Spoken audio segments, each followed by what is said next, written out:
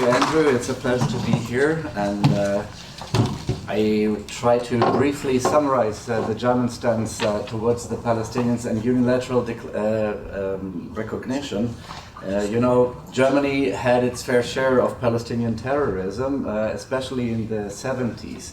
The Palestinians were targeting Germany quite regularly, and you all are familiar, I guess, with the massacre that occurred at the Munich Olympics. The problem we always had was between the Interior Ministry and the Foreign Ministry. The Interior Ministry always stood for a tough stance to fight terrorism, and the Foreign Ministry always tried to have the Arabs more in sight than the Jewish state, and so they were very much conflicting interests there. And so I fear that is something that will also inform the German stance when it comes to recognition, because now we see that all the politicians that deal with internal security, they are very much aware of the threats that come from the Palestinian theater, as well as from Hezbollah. It's Shiite, but still very much active in Germany.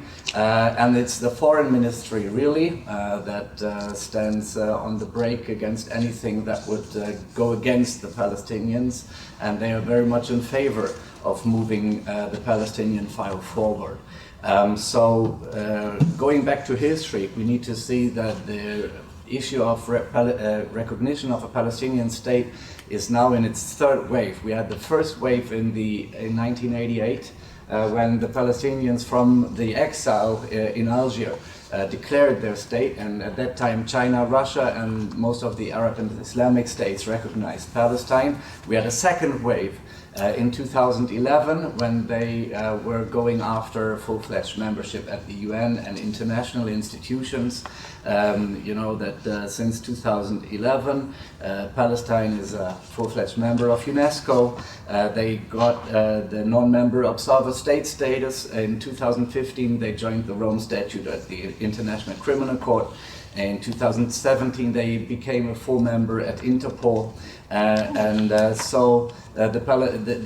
Germany always somehow went along, but never decided to unilaterally recognize Palestine, as Germany's stance was that step should be taken down the road after bilateral negotiations occurred between Israel and the Palestinians, leading to a two-state solution. And at the end of that road, Germany should then recognize Palestine. So it's not an if Germany will recognize Palestine as a state, but when.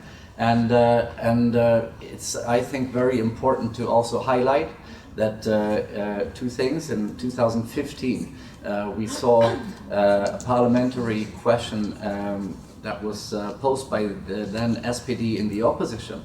And the question was, does the federal government share the view that recognition constitutes a violation of the internationally recognized UN Security Council resolutions 242 and 338? And does it share the view that the unilateral establishment of a Palestinian state would contradict the Oslo Interim Agreement, according to which neither side shall initiate or take any step to change the status of the West Bank and Gaza Strip until a permanent status agreement is reached? And the answer of the government, it was Merkel too, so the CDU, the Christian Democrats and the Liberals were in power at that time.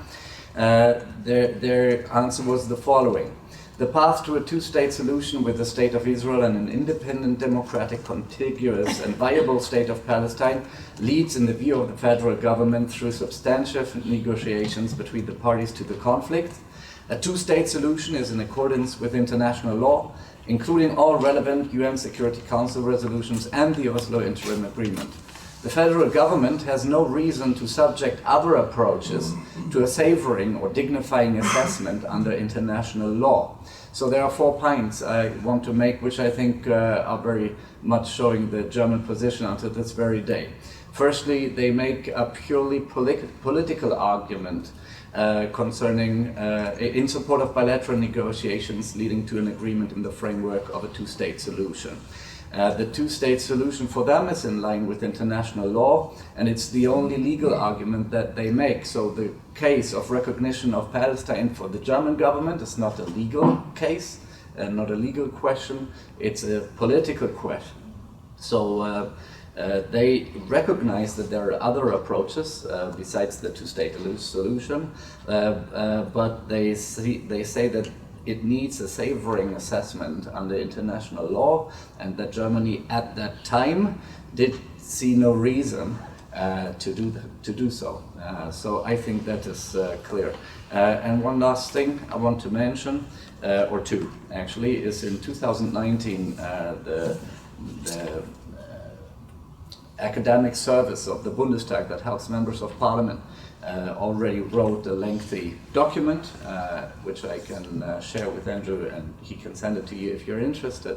And that made very clear, and I think that's the current status quo, that from their perspective, it's not a legal argument. So legally speaking, the German government could very well unilaterally recognize Palestine, but that it was a political argument.